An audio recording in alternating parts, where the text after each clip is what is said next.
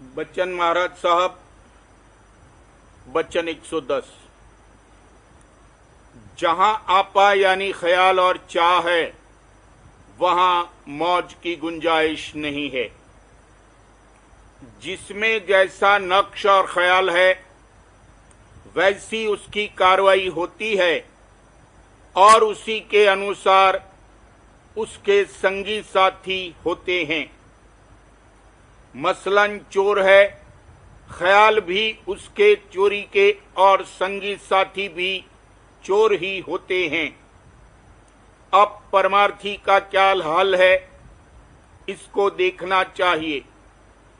धार आई तो कार्रवाई कर सकता है, नहीं तो सूखा साखा रहता है, यानी उसमें कोई अपनी चाह नहीं है। संसारी लोगों को जो ख्याल उठा उसी को पकड़ लेते हैं और उसमें उनका बंधन है। पर जो साध महात्मा हैं, उनको कोई बंधन नहीं है।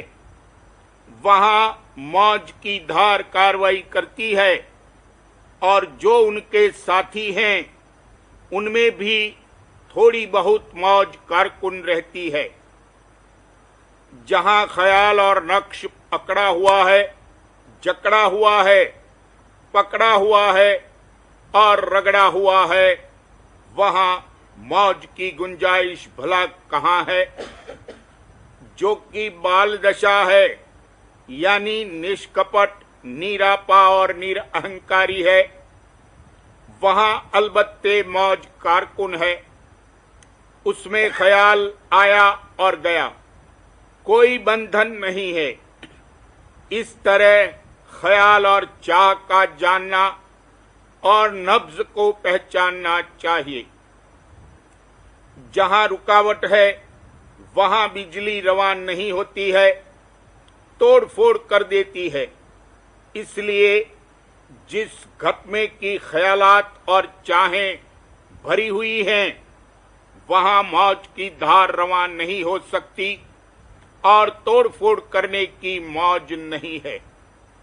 और जो मौज की कार्रवाई है, उसमें कोई रोक टोक नहीं होती।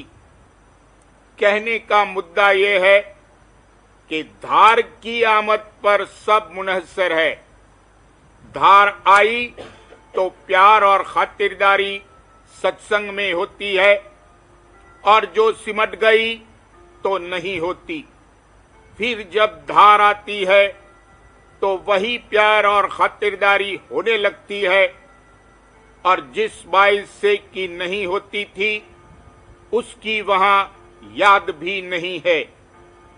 क्योंकि पूरे गुरु में न नफरत है न रगबत। वहां तो महज धार की कार्रवाई है। पर जहां के चित्त में बंधन और चाह है, वहां नफरत और रगबत है। चाह दुनिया की करे मन को सियाह, गुरु से गुरु को मांग मत कर और चाह।